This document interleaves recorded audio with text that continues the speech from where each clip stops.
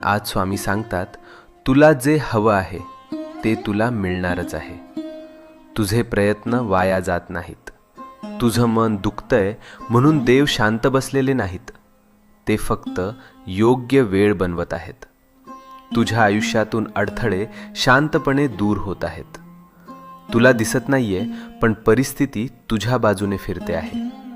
ज्याला तू डिले समजतोस ते खरं तर प्रोटेक्शन आहे.